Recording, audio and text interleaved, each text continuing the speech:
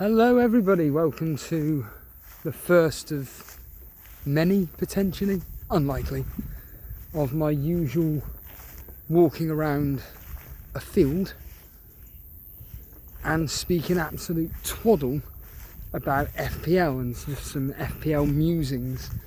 I was just thinking while I was listening into the BON, the Burnley podcast.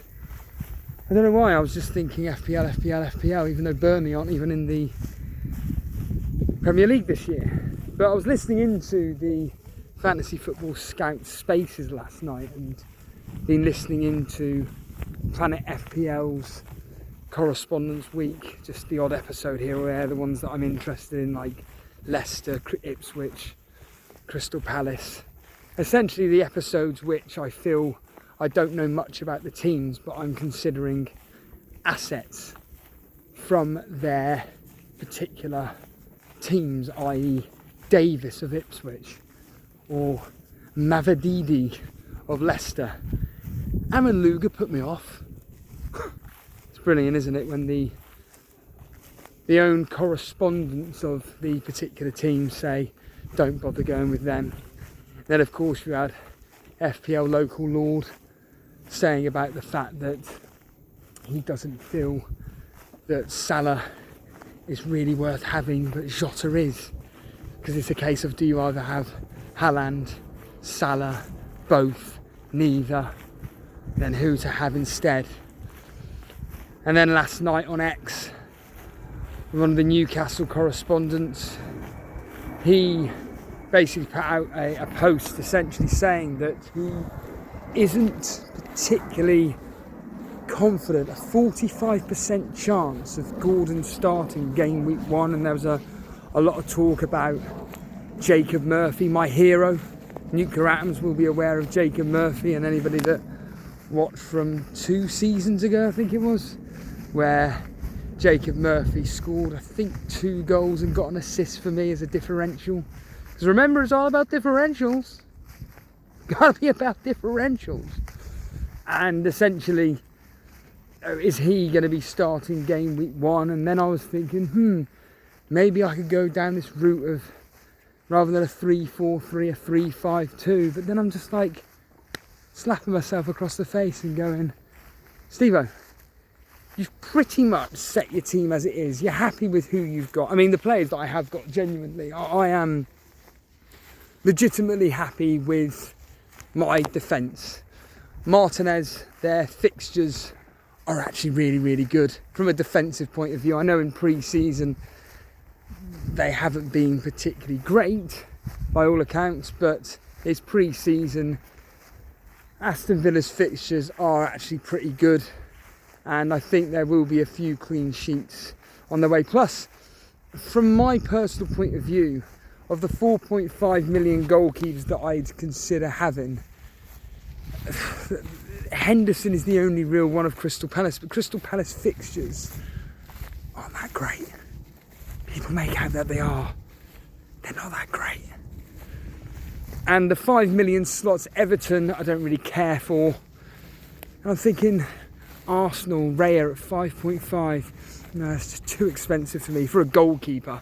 So I'm wanting a player who's going to get me save points, as well as there's one thing about here, sorry, just to interject, is the old planes. It doesn't really do it justice how low the plane is. I'm telling you for free, it is pretty low down.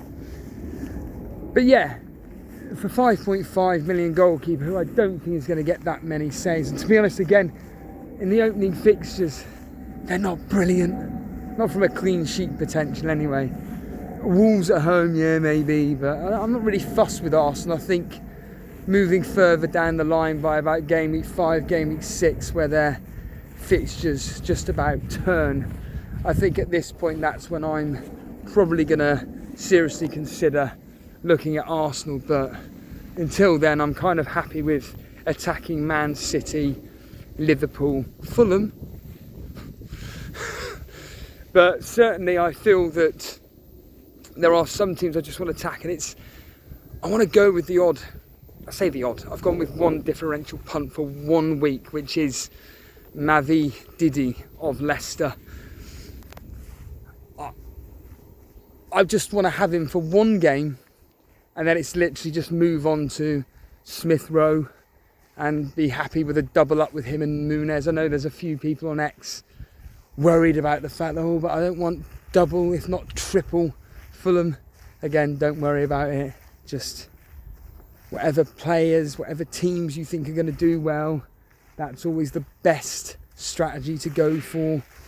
And certainly from my personal perspective, because of this, the rollover of transfers for up to 5, from my perspective, I really am just wanting to go for players which I just want to, I know are guaranteed to absolutely start for their team. In fact, this is a prime example of a plane in which is very, very, very low down.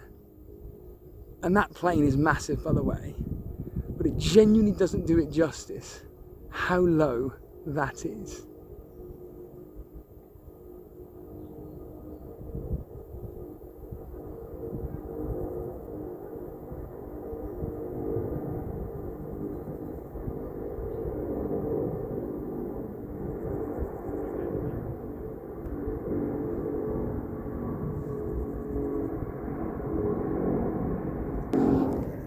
So yeah, I want players that are guaranteed to start game week 1, and I'm, like I said, I'm actually pretty happy with my team. So my team as it stands right now on Sunday is Martinez in goal.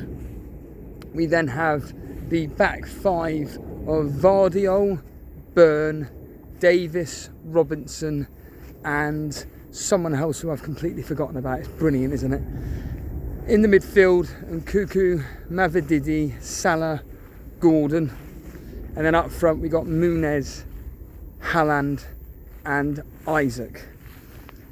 And the way I'm going to be doing it with the defence this time round is I'm actually really happy with the way my players rotate. So it will be Vardiol, Byrne and someone else who I've literally completely forgotten about. I don't understand how I've forgotten who this player is, but I have done. So Vardiol, Byrne, someone else.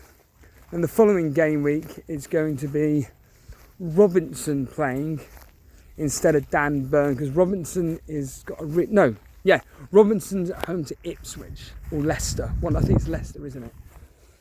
And then the midfield speaks for itself, to be honest with you. And Nkuku, I'm perfectly happy with for the opening several fixtures. By all accounts, he's performing really well for Chelsea. He's going to start for them, and he's probably going to be playing up front. So I'm happy with that. Salah pretty much is a placeholder, because the one thought process in my head is having Salah and Gordon and MIDFIELD, or I go with Jota instead of Gordon, Jacob Murphy instead of MIDFIELD, and doubling up with Liverpool attack for the opening, few fixtures. And the fact that, and we'll find out today if Jota does start, I think we're going to have, by all accounts, according to FF Scout Spaces last night, they've got 2 friendlies today. You'd probably be able to work out who's going to be the game week 1 team, give or take, with certain players returning. I don't know, like the likes of Van Dijk, Trent Alexander-Arnold, Alisson. If they're playing in one of these friendlies, they're probably going to be starting game week 1. If they don't feature at all at this point, it's, well, they're not going to play, are they, against Ipswich? But yeah, I am, with this whole contemplation of certain combinations, it's more, like I said, from the midfield aspect. I'm perfectly happy with my 3-man attack up front in Muniz, Haaland and Isaac.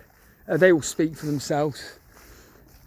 And what I do like about the structure of my team is that I'm able to easily upgrade or even downgrade to certain individuals. So for argument's sake, MIDFIELD, I could easily bring in Smith Rowe for his upcoming beautiful fixtures from game week 2 onwards.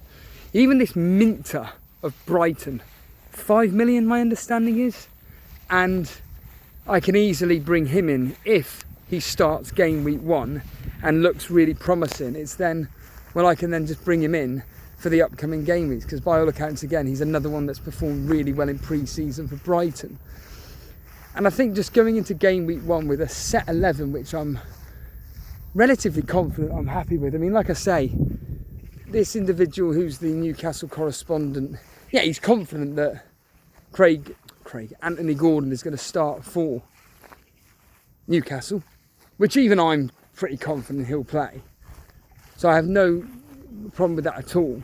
But it's just those thought processes of, well, could I go with the absolute nailed on starter in Jota for the Ipswich game and the upcoming fixtures for Liverpool, or just stick with Gordon, who we know his quality for Newcastle. We know what kind of returns he can bring in. We know he's a key component to Eddie Howe's, I was going to say Eddie Hall then, my mate, Eddie Howe's formation and setup. We know that Gordon's going to play the majority of the season, but the information that's going to be coming through this week as we approach the game week 1 deadline on Friday, I think it's going to be very key. So let's just say, for argument's sake, if Eddie Howe came out with words to the effect of, look, Anthony Gordon's building up his fitness, playing first game up against Southampton, we're going to be a bit precautious with him, and he probably will be on the subs bench. At this point, it's like, right, then I'm just going to go with Jota.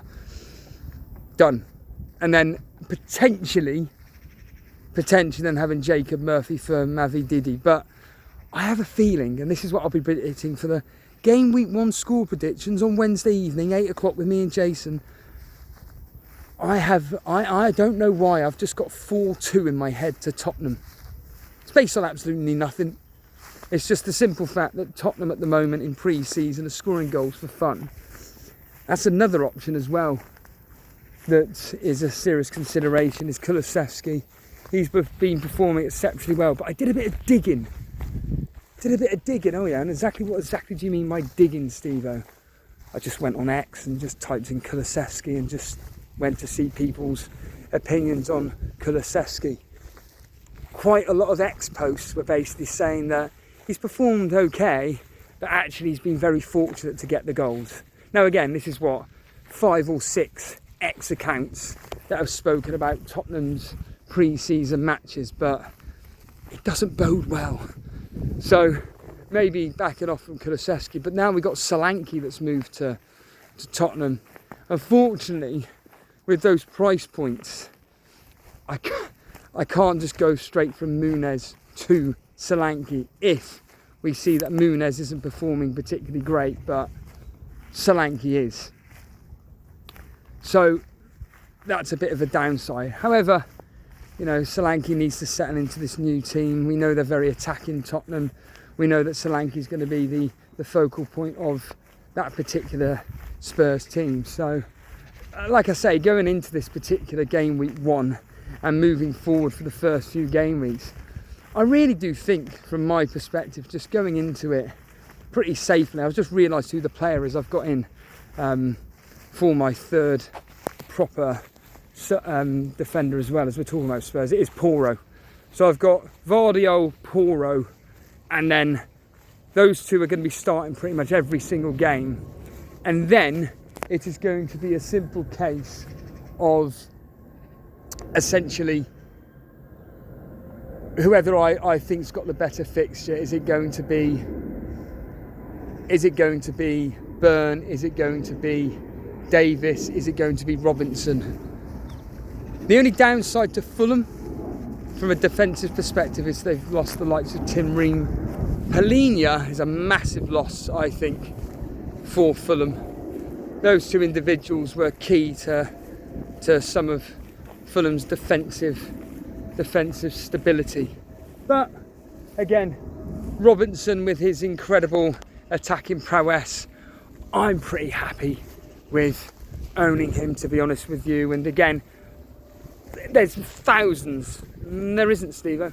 There's hundreds. And again, there isn't, Steve. Okay, there's a few 4.5 defenders that I can easily upgrade to, downgrade to, whatever, in my rotation pairings. But I'm happy with my defence, that's fine. But yeah, it's just those little tiny little spots. But I certainly think playing it really, really safe for game week 1 and just having that one little differential in Mavididi in that 4-2 loss where he gets an assist. It would be amazing though. It would be really nice for once if I'm watching the game and Leicester get a last minute penalty, and because Jamie Vardy isn't on the pitch even though he's injured. Oh, that's another thing as well with Mavididi, is that Steve Cooper has been with him before, and this week in the Leicester game when Daka went off injured, who came on as substitute as a false number 9? It was Mavididi. Now there are a lot of players out there that don't particularly perform well out of position. Oh yeah, like who, Steve-O?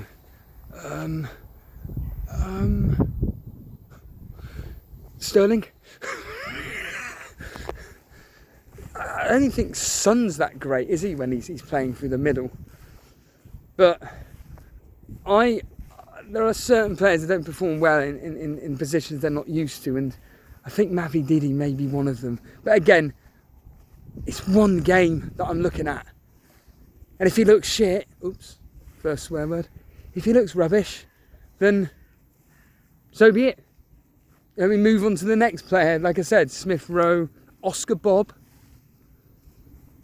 the likes of this Minter, maybe Rodgers of Aston Villa. But again, Aston Villa with Champions League and whatnot, they're going to be making a host of changes soon.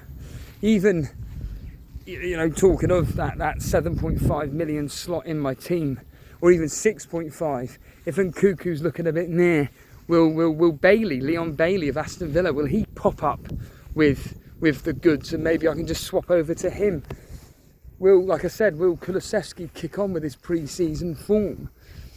And yeah, I'm just very happy with how my team is set up right now. Certainly Salah's position is the one where I'm like, I just have this feeling, I really do have this feeling it's going to end up with me having no Salah by game week 4 or 5. I have a feeling I'm going to be dropping down Mo Salah, and in will be coming the likes of Palmer or Son or Saka. One of those 3 big heavy hitting midfielders we know are pinnacle to their particular teams that they play for, in the likes of Chelsea, Spurs, Arsenal.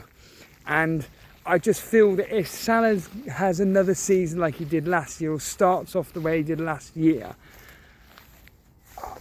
the way he ended it, sorry, yeah, I think I'd rather just go downgrade, just do a sideways move to Jota. And I think it'd be just a simple case of, okay, well, you've moved down to Jota, you've still got Liverpool coverage, you can then bring in Cole Palmer, who I think personally Cole Palmer is going to have another stormer for Chelsea. I think the team is going to be built around him.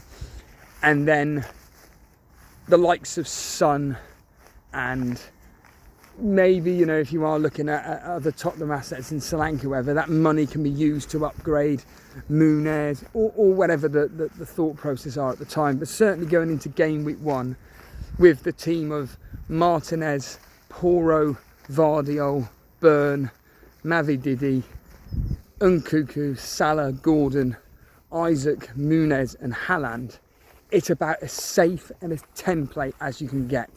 And I think that anybody that's even listening to what I'm saying is that I think one of the biggest mistakes that myself and Jason make is just being too clever. Like, I was listening into FPL Juice, there's the first mention, FPL Juice, and Nick was talking about his team, and I was just listening going, you are right with everything you're saying regarding, but you're missing out on X amount of points. But there's a reason why the likes of Haaland, the likes of Salah are so highly priced. It's because it's virtually give or take guaranteed that they're going to be bringing in the hat tricks and the double-digit scores, essentially. Whereas, unfortunately, yes, the argument can be, well, I haven't got Haaland or Salah, but I've got Palmer, Saka, Son, and Cuckoo, and Gordon. But they're not as consistent. They're consistent, but not to the level of Salah and Haaland, especially from a captaincy point of view. So I'm just happy with the way my team structure is. And yeah. Anyway, there's a few pointless musings. Let us know in the comments below about your dilemmas. Your game week 1 drafts. Who are you concerned about? Yeah? Anyway, as ever, if you've enjoyed this video, make sure to give it a like. If you are brand new to this channel, just simply hit the subscribe button. If you enjoy the content me and Jason do, me and Jason, like I said, are going to be back on Wednesday for the official game week 1 preview. Enjoy it. See you later.